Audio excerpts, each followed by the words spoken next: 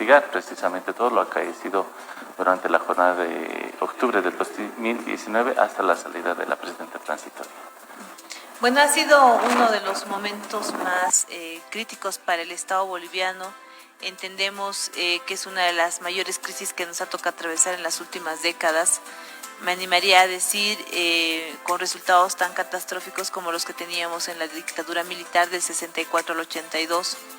Hemos sufrido una crisis política, una crisis económica, social, sanitaria ya el 2020, que ha ahondado la situación de vulnerabilidad de muchas bolivianas y bolivianos, en la cual se ha evidenciado que habían sectores en los que eran más golpeados. La ciudad del Alto debemos reconocer que ha sido una de ellas, también el trópico de Cochabamba, el sector de las 20 provincias y así otros lugares donde se ha focalizado una suerte de fijación en la represión, en la toma de medidas estatales bastante endurecidas. Como Defensoría del Pueblo ha sido la gestión más complicada desde nuestro nacimiento como institución defensorial.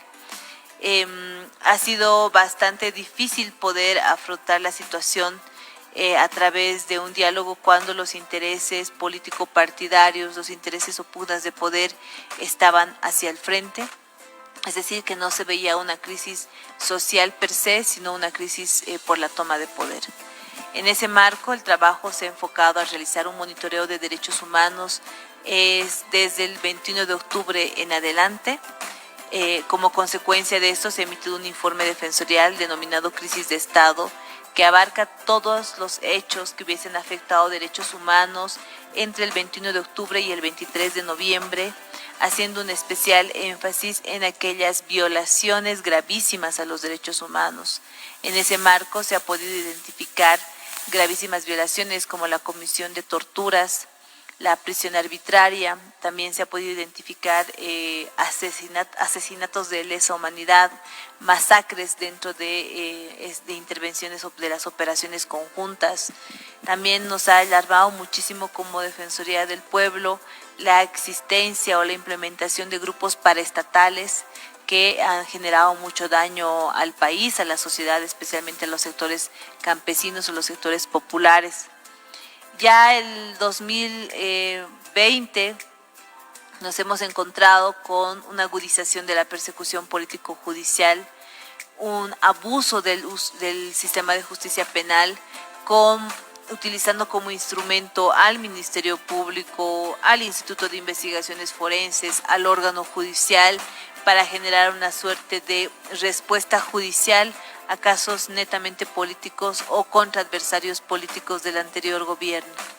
Hasta ahí ha sido una crisis dentro del marco del proceso de la crisis vivida en octubre del 2019 como consecuencia del proceso eleccionario. Ya cuando inicia marzo vemos que llega la crisis sanitaria y lastimosamente cuando se consideraba que se podía asumir una posición de estado de defensa, protección de la población, hemos podido identificar como Defensoría del Pueblo que la pandemia fue politizada, que las tareas de prevención, de contención del avance de la COVID-19 eran solamente discursivas y en la práctica se fue desmantelando los servicios de salud de primer nivel principalmente.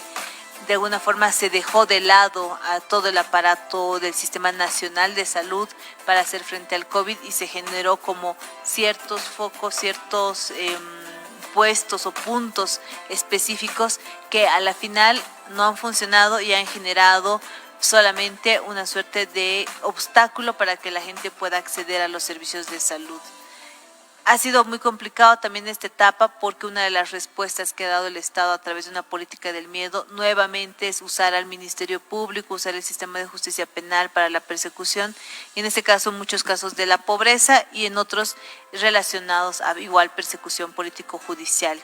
En este caso, otro de los tipos penales que abusó el Ministerio Público fue el de atentados contra la salud pública. Y ahí usted podía ver las personas que no tenían que comer, que salían a tratar de ganarse los pesos del día para poder llevar alimentos, automáticamente eran arrestadas. Si tenían alguna vinculación política, alguna afinidad política, además eran procesadas judicialmente.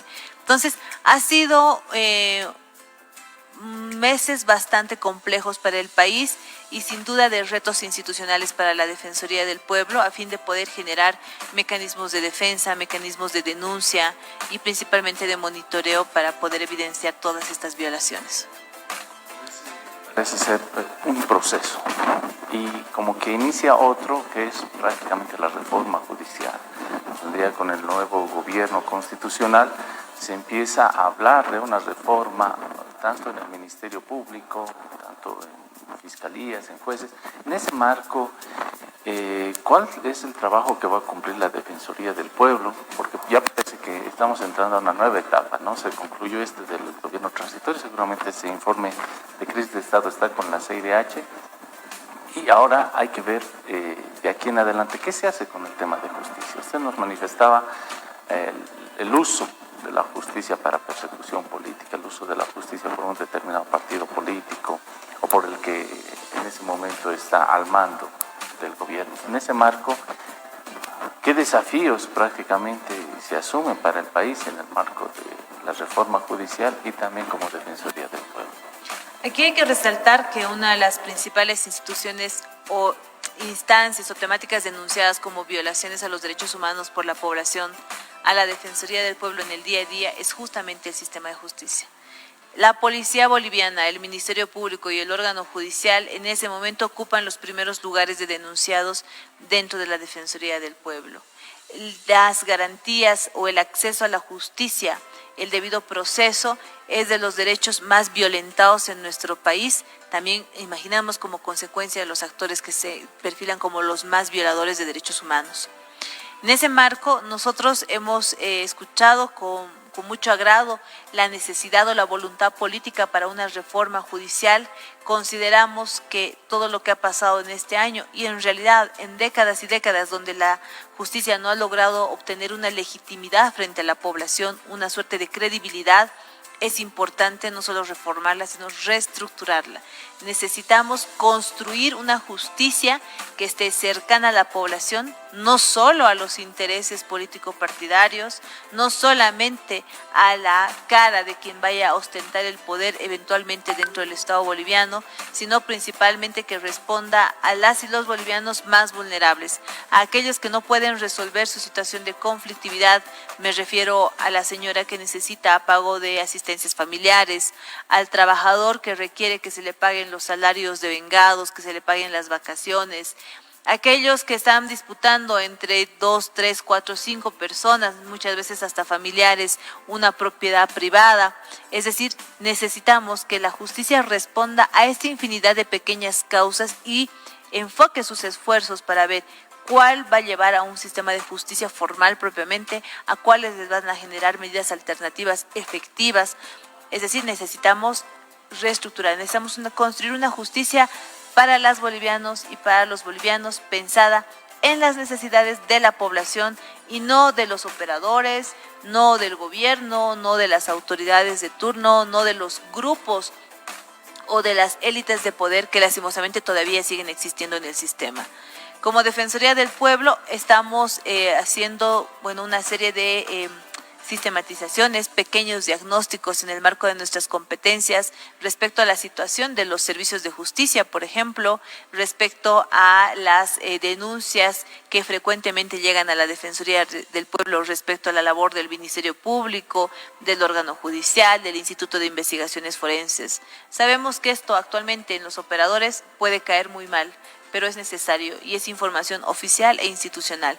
Creemos que la justicia para Bolivia debería tener también principalmente un enfoque de derechos humanos, un enfoque humanístico de ver al ser humano, a la persona como el centro de la atención del servicio que se presta alrededor. Marco de mejorar la justicia se ha impulsado, por ejemplo, la elección de las autoridades del Tribunal Constitucional Plurinacional, del Tribunal Agroambiental, del Tribunal Supremo de Justicia. ¿Cómo ven ustedes ese tema? ¿Ha aportado el hecho de que la población vaya y elija a esas autoridades? ¿Ha sido un retroceso? Se ha inclusive mencionado que en este proceso de selección de las mejores autoridades algunos han aprobado con 51 o los que tenían la mayor nota ni siquiera han aprobado con el 50% más uno.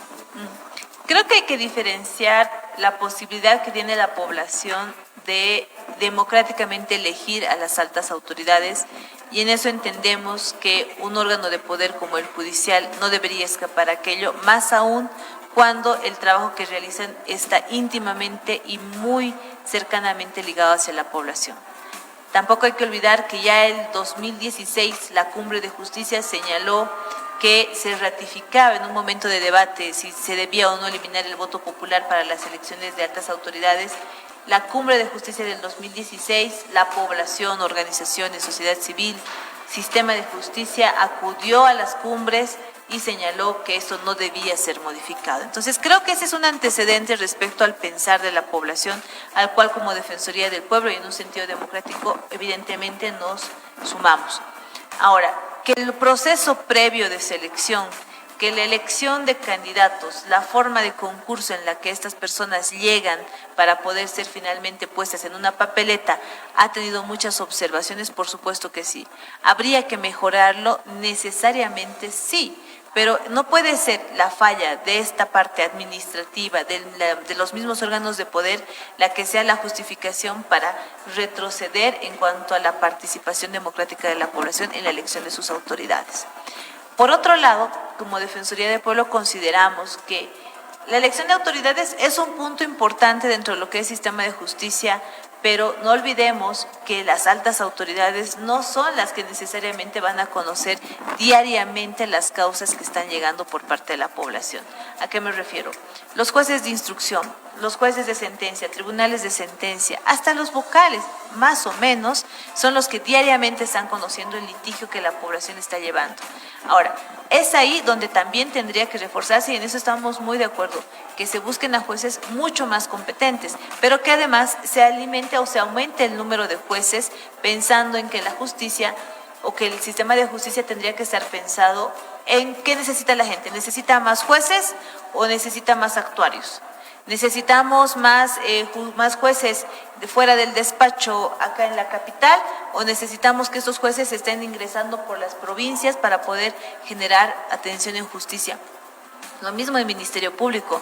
Lastimosamente en el sistema de justicia todavía hay una lógica en Bolivia de trabajar desde dentro del despacho judicial, desde el despacho fiscal, desde la sala de audiencias en la capital del departamento, en la capital de la ciudad como tal, pero muchas veces nos olvidamos todo el resto del territorio que no logra obtener o no logra tener un contacto con el operador de justicia, y eso también tendría que resolverse en esta reforma o en esta reestructuración como nosotros la señalamos. Ahora, reitero, la elección de altas autoridades es un punto, pero no necesariamente es el que la población siente en el día a día.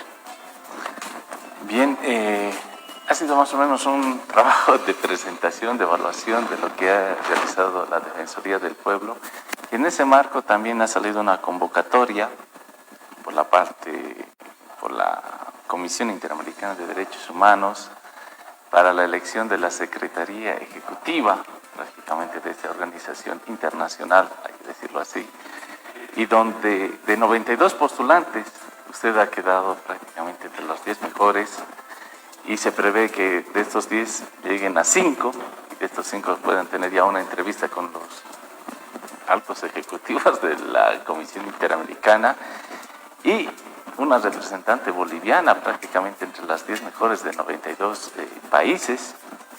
Para nosotros es un orgullo. ¿Es posible que la Defensora del Pueblo se vaya definitivamente a la Secretaría Ejecutiva? Es un sueño para toda defensora o defensor de derechos humanos poder ocupar un cargo tan importante como consecuencia de la lucha o del trabajo que nosotros realizamos. Yo de verdad me siento muy honrada, me siento muy feliz. Mi corazón está muy alegre por esta posibilidad. Yo le decía, yo soy del Alto, y yo cuando llegaba al canal recordaba que mi primera escuelita está a una cuadra y media de acá. Entonces es muy lindo ver la posibilidad de que con el paso del tiempo las personas, especialmente en Bolivia, hemos podido conseguir mejores oportunidades de acceso a poder ejercer nuestras carreras. y particularmente que las mujeres también podamos conseguir o apostar a poder conseguir espacios importantes, no solo dentro del país, sino también en el continente. Ya solo la selección dentro de los 10 finalistas para mí me llena mucho de orgullo, me llena de mucha paz, porque creo que también es una respuesta o una consecuencia a la coherencia con la que he procurado mantener toda mi vida profesional, toda mi militancia en derechos humanos. Queda mucho camino por recorrer.